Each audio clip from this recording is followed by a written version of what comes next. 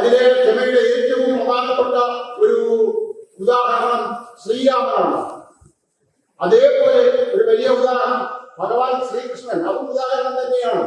ഭഗവാൻ എവിടെയൊക്കെയാണോ പ്രവർത്തിക്കേണ്ടി വന്നത് അവിടെയെല്ലാം പ്രവർത്തിച്ചു എന്നതിലൊഴികെ എപ്പോഴെല്ലാം എവിടെയൊക്കെ ക്ഷമിക്കണമോ അവിടെയെല്ലാം ക്ഷമിച്ച അവതാരമാണ്. ഈ മഹാഭാരത യുദ്ധം ഒഴിവാക്കാൻ ഏറ്റവും അധികം ശ്രമിച്ചത് ശ്രീകൃഷ്ണ ഭഗവാനാണ്. വളരെയധികം ക്ഷമിച്ചു. അവർ ധാരാളം അവഹേളിച്ചപ്പോഴെല്ലാം ക്ഷമിച്ചു. പോയി ശരിക്കും മധ്യസ്ഥത വഹിക്കാൻ പരമാവധി ശ്രമിച്ചു, പ്രശ്നങ്ങൾ ഒഴിവാക്കാൻ. അങ്ങനെ ശ്രമിച്ച ഒരു അവതാരം. പിന്നെ ലോകപ്രശസ്തമായ ക്ഷമയുടെ ഒരു മൂർത്തിയാണ് ശ്രീ ബുദ്ധദേവൻ. അതിനേക്കാൾ ഏറ്റവും ഫേമസ് എന്ന് പറയാവുന്ന ക്ഷമാമൂർത്തി സ്വന്തം ജീവിതത്തിൽ പച്ചയ്ക്ക് കാണിച്ചു തന്നത് ശ്രീ യേശുദേവനാണ്. അദ്ദേഹത്തിന്റെ വളരെ പ്രത്യേകത എന്ന് പറയുന്നത് ജീവിതത്തിലുടനീളം അനുയായികളോട് പറഞ്ഞത് നിങ്ങൾ ക്ഷമിക്കൂ. എത്ര തവണയെന്ന് ചോദിച്ചാൽ പറഞ്ഞു എപ്പോഴൊക്കെ ആവശ്യം വരുന്നു അപ്പോഴൊക്കെ. അപ്പൊ ആരോ ചോദിച്ചു 7 തവണ മതിയോ എന്ന് പറഞ്ഞു. 7 അല്ല 70 തവണ ക്ഷമിക്കാൻ പറഞ്ഞതാണ്. എന്നിട്ട് ക്രൈസ്റ്റ് തന്നെ, യേശുദേവൻ തന്നെ നേരിട്ട് ക്ഷമിച്ച ധാരാളം സന്ദർഭങ്ങളുണ്ട്. അതിൽ ഏറ്റവും പ്രധാനപ്പെട്ടതിലൊന്ന് സ്വന്തം 12 ശിഷ്യന്മാരിൽ ഒരാളാണ് യേശുദേവനെ ഒറ്റുകൊടുക്കുന്നത്. അങ്ങനെ ഒറ്റുകൊടുത്തതിന് ശേഷം പോലും ആ 12-ൽ ഒരാളായിട്ട് യൂദാസിനെ കൊണ്ടു നടന്നു. ഒരു മോശപ്പെട്ട വാക്ക് ഉപയോഗിക്കുകയോ പുറത്താക്കുകയോ ഒരു തരത്തിലും ഒരു പ്രതികാര സ്വഭാവം കാണിക്കുകയോ ചെയ്തില്ല. ഇത് ചെയ്തിട്ട് പോലും. മറ്റൊന്ന് അദ്ദേഹത്തിന്റെ പ്രസിദ്ധമായ വാക്കാണ് നിങ്ങളുടെ വലത് കവളിൽ ആരെങ്കിലും തല്ലിയാൽ നിങ്ങൾ നിങ്ങളുടെ ഇടത് കവൾ കാണിച്ചു കൊടുക്കൂ എന്നുള്ളത് വളരെ പ്രശസ്തമാണ്. നിന്നെപ്പോലെ നിന്റെ അയൽക്കാരനെ സ്നേഹിക്കുക എന്ന് പറയുന്ന ക്ഷമയുടെ ഒരു അംശം അവിടെയും പറഞ്ഞു. അത് കഴിഞ്ഞിട്ട് ഏറ്റവും വലിയ പ്രത്യേകത എന്ന് പറയുന്നത് കുരിശിൽ തറച്ചതിന് ശേഷം തറച്ചുകൊണ്ടിരിക്കുമ്പോ ആ പ്രവൃത്തി ചെയ്തുകൊണ്ടിരിക്കുമ്പോ പട്ടാളക്കാർ ചെയ്യുമ്പോ ക്രൈസ്റ്റ് ഈശ്വരനോട് പ്രാർത്ഥിച്ചത് ഇവരോട് ക്ഷമിക്കൂ, ദൈവം ചെയ്ത് ഇവരോട് ക്ഷമിക്കൂ, ഇവർ ചെയ്യുന്നത് എന്താണെന്ന് ഇവർക്കറിയില്ല, ഇവർ ചെയ്യുന്നത് എന്താണെന്ന് അവർക്കറിയില്ല. ഇങ്ങനെ ക്ഷമ വളരെയധികം ജീവിതത്തിൽ പ്രകടിപ്പിച്ച അവതാരമാണ്. ഈ അവതാരം മാത്രമല്ല, നമ്മുടെ ഏത് അവതാരത്തിനും ഓരോന്നോരോന്നെടുത്ത് പരിശോധിച്ചാലും അവരെല്ലാവരും അവരുടെ ജീവിതത്തിൽ നമ്മളെപ്പോലെ എടുത്തുചാടി പുറപ്പെടാതെ എല്ലാ മിത്രങ്ങളെയും ശത്രുക്കളായി പ്രഖ്യാപിക്കുന്ന സ്വഭാവമൊന്നും അവർക്കില്ല. നമ്മളാണെങ്കിൽ നമ്മുടെ ജീവിതത്തിൽ ഒരു 50 വയസ്സൊക്കെ എത്തുമ്പോൾ ഏകദേശം 3/4 ആൾക്കാരും ശത്രുക്കളായി തീർന്നിരിക്കും. ബന്ധുക്കളെല്ലാം ഏകദേശം ശത്രുക്കളാവും. നമ്മുടെ ജീവിതത്തിന്റെ വളരെ തെറ്റായ പോക്കാണ്, കാര്യം മനസ്സിലാക്കാതെയുള്ള പോക്ക്. ഇവിടെ ക്രൈസ്റ്റ് പറഞ്ഞത് ശ്രദ്ധിക്കൂ, അവർ ചെയ്യുന്നത് എന്താണെന്ന് അവർക്കറിയില്ല എന്ന്. എന്നുവെച്ചാൽ അവരെ കുറിച്ച് ക്രൈസ്തവന് ധാരണയുണ്ട്, അവർക്ക് അത്രയ്ക്കുള്ള അറിവേ ഉള്ളൂ. അവർ ചെയ്യുന്നത് തെറ്റാണെന്ന് പോലും അവർക്കറിയില്ല. അപ്പൊ അങ്ങനെ തെറ്റാണെന്ന് പോലും അറിയാത്തവരോട് ക്ഷമിക്കുക. നമുക്കും അത് കുറെയൊക്കെ നടപ്പിലാക്കാൻ ശ്രമിക്കാവുന്നതാണ്. പറയുന്നു, നമ്മുടെ മിക്കതും പറഞ്ഞു എന്ന് പറഞ്ഞിട്ടാണ് ശത്രുക്കളാക്കുന്നത്. മിക്കവരെയും പറഞ്ഞു കേട്ടു നമ്മൾ ശത്രുക്കളാക്കുകയാണ്. എന്നെ കുറിച്ച് മറ്റൊരാൾ പറഞ്ഞു എന്ന് ഒരാളെന്നെ അറിയിച്ചു. മറ്റൊരാൾ പറഞ്ഞത് ഞാൻ കേട്ടില്ല, പക്ഷെ അങ്ങനെ കേട്ടാൽ പോലും നമ്മുടെ രക്തം 110 ഡിഗ്രിയിൽ തിളക്കുകയാണ്. അങ്ങനെ പറഞ്ഞോ എന്ന് ചോദിച്ചിട്ട് നമ്മുടെ ലോകത്തിലെ ഏറ്റവും വലിയ ശത്രുവായി ആ ആളിനെ നമ്മൾ പ്രഖ്യാപിക്കുകയാണ്. നമ്മൾ മുൻപിൻ തിരിഞ്ഞു നോക്കുന്നില്ല, ഒരു സെക്കൻഡ് നേരം നമ്മൾ ചിന്തിക്കുന്നില്ല. ശത്രുക്കളെ പ്രഖ്യാപിക്കാൻ നമുക്ക് ഒരു സമയവും വേണ്ട. അപ്പോഴൊക്കെ നമ്മൾ ഇതൊക്കെയാണ് നോക്കേണ്ടത്. ഇവരെല്ലാം വന്നിട്ട് എന്താണ് ചെയ്തത് എന്ന് ശ്രദ്ധിക്കുക. ഇത്രയും നേരം നമ്മൾ പറഞ്ഞത് മുഴുവനും മറ്റുള്ളവരോട് ക്ഷമിക്കുന്ന കാര്യമാണ്. മറ്റുള്ളവർ ചെയ്യുന്ന വാക്കോ പ്രവൃത്തിയോ നമുക്ക് എത്ര ബുദ്ധിമുട്ടുണ്ടാക്കിയാലും നമ്മൾ അവരോട് ക്ഷമിച്ച് മനസ്സിൽ നമുക്ക് അവരോടൊരു വെറുപ്പ് നിലനിർത്തരുത് എന്നുള്ളതാണ്. സത്യത്തിൽ ഭഗവാൻ പറയുന്നുണ്ട്, ആരാണോ ക്ഷമാപൂർവ്വം മറ്റൊരാളിന്റെ ഭത്സരങ്ങൾ, വഴക്കുകൾ, വിദ്വേഷങ്ങൾ ഏറ്റുവാങ്ങുന്നത് അവർ എന്നെ ആനന്ദിപ്പിക്കുന്നു, ഞാൻ അവരോടൊപ്പമാണ് എന്നുള്ളതാണ്. ഭഗവാൻ വ്യക്തമായിട്ട് പറയുന്നുണ്ട്. ആരാണോ മറ്റുള്ളവരെ വളരെ മോശമായി മറ്റുള്ളവരോട് സംസാരിക്കുകയും പെരുമാറുകയും ചെയ്യുന്നത് അവർ എന്നെ വേദനിപ്പിക്കുന്നു. നമ്മൾ ഇതുവരെ പറഞ്ഞത് നമ്മൾ ക്ഷമിക്കണം, എല്ലാത്തിനും ഏതിനും നമ്മൾ ക്ഷമിക്കണം, അതാണ് നമ്മൾ ശീലിക്കേണ്ടതെന്ന്.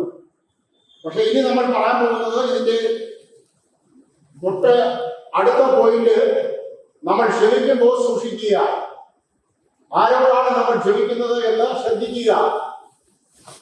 ഈ ലോകത്തുള്ള സർവ്വരും എന്ത് തെറ്റ് ചെയ്താലും അത് നമ്മളോടായാലും മറ്റുള്ളവരോടായാലും എല്ലാ തെറ്റുകളും കണ്ണടച്ച് അംഗീകരിച്ചു കൊടുക്കുന്നത് ഒരു ക്ഷമാശീലത്തിന്റെ നല്ല സ്വഭാവമല്ല.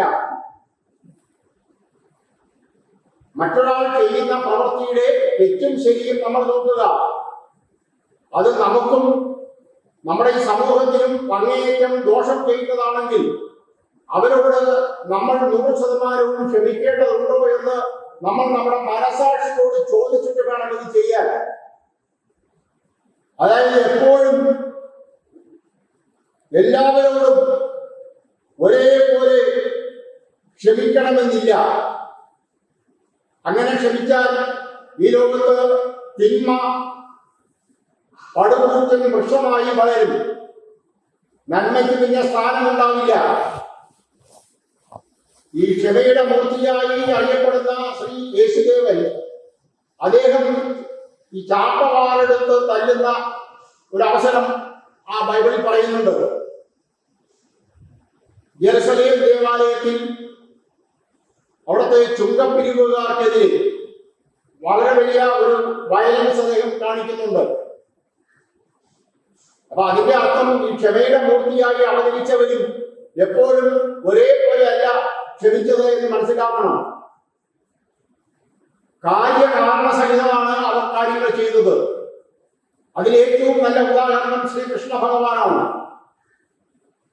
അവതാരമായി വന്ന് രാജാവായി ജീവിച്ച് ഒന്നിലും കൂടുതൽ മഹായുദ്ധങ്ങൾ നയിക്കേണ്ടി വന്ന ആള്. ആ യുദ്ധങ്ങളിൽ പങ്കെടുത്ത് എപ്പോഴൊക്കെ തിന്മയെ എതിർക്കേണ്ടി വന്നോ അപ്പോഴെല്ലാം ഒരു സംശയവും കൂടാതെ അത് ചെയ്തു. മാപ്പ് കൊടുക്കാനായിട്ട് 100 തവണ മാപ്പ് കൊടുത്തിട്ട് 101ാമത്തെ തവണ മാപ്പ് കൊടുക്കാതെ വധിച്ചു. അത് ചെയ്യേണ്ട സമയത്ത് ചെയ്ത അവതാരം എന്ന് പറയുമ്പോൾ ക്ഷമ എന്ന് പറഞ്ഞാൽ നമ്മൾ ഇപ്പൊ ഇതുവരെ കേട്ടത് അനുസരിച്ച് നമ്മൾ ക്ഷമിച്ചിട്ടൊക്കെ നടക്കുക, ഇതൊന്നും അറിയണ്ട എന്ന് പറഞ്ഞങ്ങ് മുന്നോട്ട് പോകാൻ പറ്റുന്നതല്ല ഇത്. അത് എപ്പോൾ ആരോട് എങ്ങനെ നമ്മൾ ക്ഷമിച്ച് മറ്റൊരാൾ നശിക്കാൻ പാടില്ല. നമ്മൾ ക്ഷമിച്ച് നമ്മുടെ മക്കൾ നശിക്കാൻ പാടില്ല. നമ്മൾ ക്ഷമിച്ച് നമ്മളുമായി ബന്ധപ്പെട്ട ഒരു സ്ഥലവും നശിക്കാൻ പാടില്ല. അങ്ങനെ ക്ഷമിക്കുന്നത് ഒരു എളുപ്പമാർഗമാണ്. ബൈബിളിൽ പറയുന്നു ക്ഷമിക്കാൻ, ഖുർആനിൽ പറയുന്നു, രാമായണത്തിൽ പറയുന്നു, അതുകൊണ്ട് ഞാൻ ക്ഷമിക്കുന്നു എന്ന മെത്തേഡ് ശരിയാവില്ല. അത് സൂക്ഷിക്കേണ്ട സ്ഥലത്ത് നമ്മൾ സൂക്ഷിക്കുക.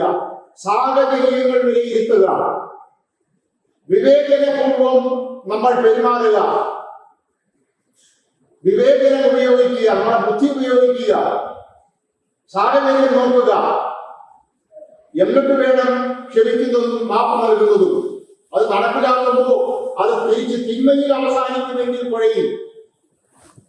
ഒരു മനുഷ്യന് തെറ്റ് ചെയ്തുകൊണ്ടേയിരിക്കാം, നമ്മൾ ക്ഷമിച്ചുകൊണ്ടേയിരിക്കും എന്നുള്ളത് ഒരു ശരിയായ രീതിയല്ല. മലയാളത്തിലൊരു ചൊല്ലുണ്ട്, ക്ഷമയുടെ നെല്ലിപ്പടി കാണുക എന്ന് പറയും.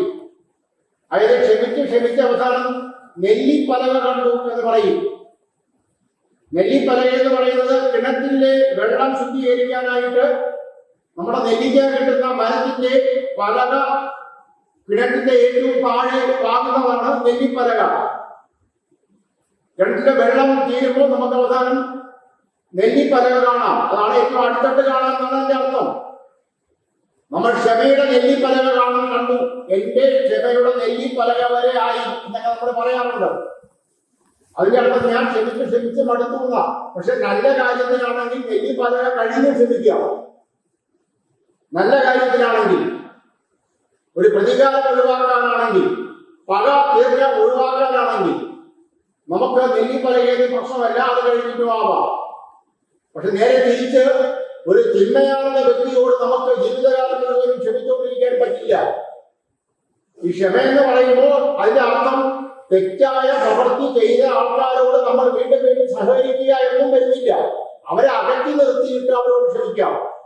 അവരുമായി വീണ്ടും നമ്മൾ ഇടപെടാൻ പോകാതെ നമ്മൾ ക്ഷമിക്കാം. അവിടെ ഉദ്ദേശിക്കുന്നത് അവരെ നമ്മുടെ നിതാന്ത ശത്രുവായി നമ്മൾ പ്രഖ്യാപിച്ച് നമ്മൾ വിദ്വേഷവും വൈരാഗ്യവും കൊണ്ടു നടക്കാതിരിക്കുക. തിരിച്ച് നന്മ ചെയ്യുന്ന വളരെ തെറ്റായിട്ട് അവന് തന്നെ അത് തെറ്റായ കുഴപ്പമായി തീരും എന്നുള്ള പ്രവൃത്തി ചെയ്യുന്നവരോട് നമ്മൾ ക്ഷമിച്ചിട്ട് കാര്യമില്ല.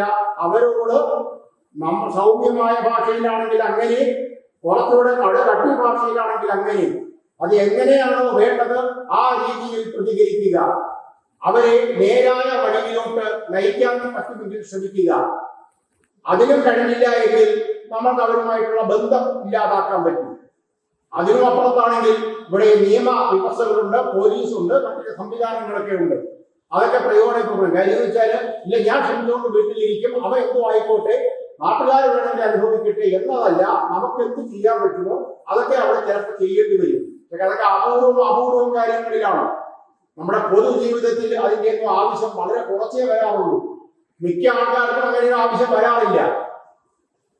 നമ്മുടെ സമൂഹത്തിൽ ജീവിക്കുന്ന 1000 പേരിൽ ഒരാൾ പോലും പോലീസ് സ്റ്റേഷന്റെ ഫ്രണ്ടിൽ പോലും പോകേണ്ടി വരില്ല. ജീവിതത്തിൽ മൊത്തം വളരെ കുറച്ച് പേർക്ക് ഈ പോലീസ് സ്റ്റേഷനും കോടതിയിലും ഒക്കെ പോകേണ്ടി വരുന്നുള്ളൂ. അപ്പൊ അങ്ങനെയൊക്കെ പോകേണ്ടി വരുമ്പോൾ അങ്ങനെ അതൊക്കെയാണ് ഉപയോഗിക്കേണ്ടത്. അല്ല നമ്മൾ നേരിട്ട് ഉദ്ദേശം കാണിക്കുകയും നമ്മുടെ പ്രതികാരവും പകയും നമ്മൾ തീർക്കുകയും ചെയ്യുന്നത് ഒഴിവാക്കുക. നമ്മുടെ ഈ സമൂഹത്തിൽ ഇതൊരു പ്രത്യേക സമൂഹമാണ്. ഇവിടെ ഈ വെട്ടാൻ വരുന്ന പോത്തിനോട് വേദം ഓതിക്കൊണ്ടിരിക്കാൻ മാത്രം പറ്റുന്ന സമൂഹമല്ല മനുഷ്യന്റെ സമൂഹം. ഈ സമൂഹത്തിൽ ലൗകികമായ ഈ ജീവിതത്തിൽ ധാരാളം വഞ്ചനയും ദുഷ്ടതയും സ്വഭാവമാക്കിയവർ ഇഷ്ടംപോലെയുണ്ട്. അവരോട് നമുക്ക് അവരുടെ വഞ്ചനയ്ക്കും അവരുടെ ദുഷ്ടതയ്ക്കും അവരുടെ തിന്മയ്ക്കും നമ്മൾ ക്ഷമിച്ച് മാപ്പ് നൽകി ഒതുങ്ങി മാറാൻ പറ്റില്ല. നമുക്ക് അത് വളരെ സൂക്ഷിക്കുക. എവിടെയാണ് ഇത് ചെയ്യേണ്ടത് എന്ന് 90% നമുക്ക് ക്ഷമിച്ചാൽ തീരാവുന്ന വിഷയങ്ങളുണ്ട്.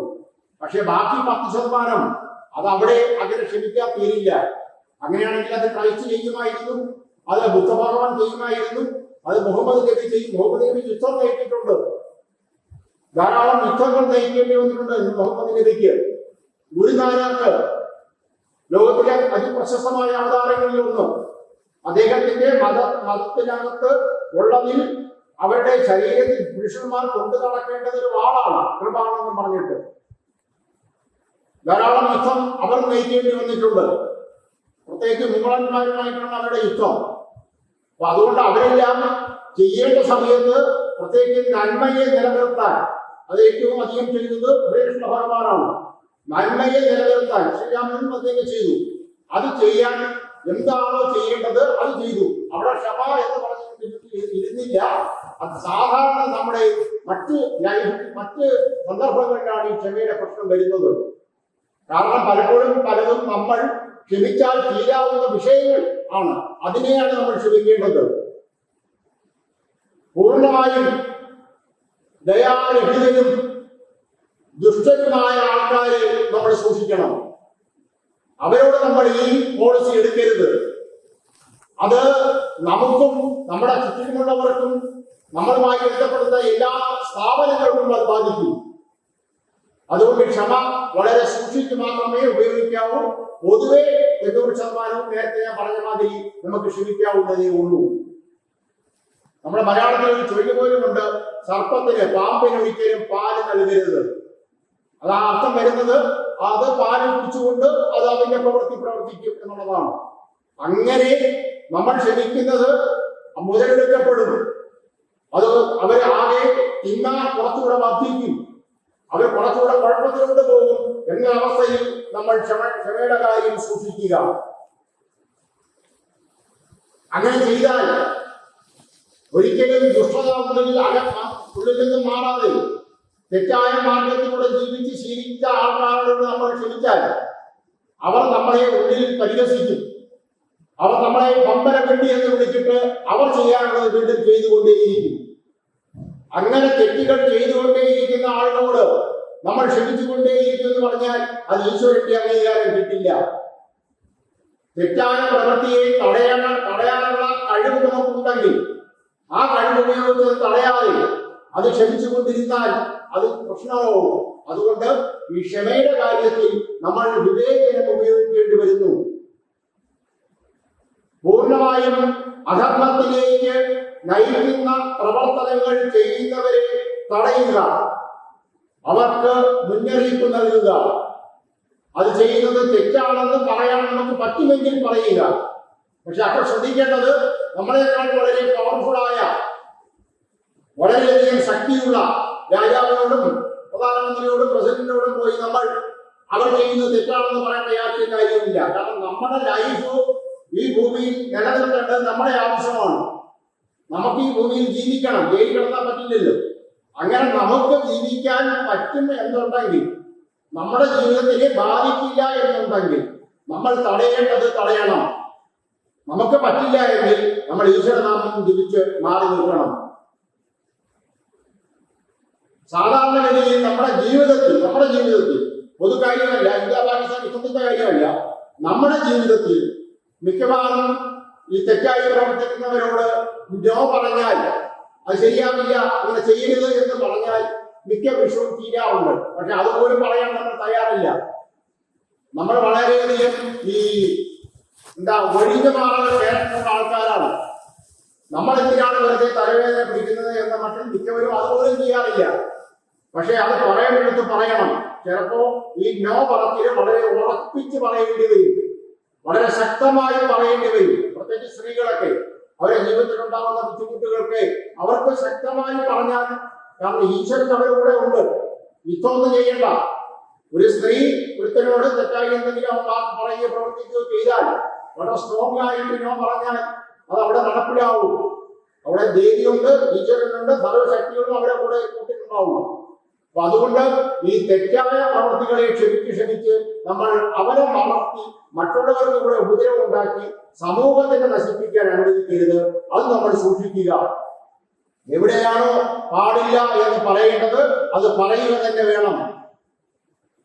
അല്ലെങ്കിൽ ഈ തിന്മ ചെയ്തുകൊണ്ടിരിക്കുന്നവൻ കൂടുതൽ തിന്മയിലേക്ക് പോവുകയും അത് പിന്നെ മറ്റുള്ളവർക്ക് വലിയ ബുദ്ധിമുട്ടുണ്ടാക്കുകയും ചെയ്യും. നമ്മളെയോ മറ്റൊരാളിനെയോ, പ്രത്യേകിച്ച് നമ്മളെക്കാൾ മറ്റൊരാൾക്കോ സമൂഹത്തിനോ ദോഷമുണ്ടാക്കുന്ന ഏതുതര പ്രവൃത്തിയെയും നമ്മൾ എതിർക്കുക. ഒരിക്കലും തിന്മയെ വളർത്തിക്കൊണ്ടുള്ള ക്ഷമ ശരിയല്ല.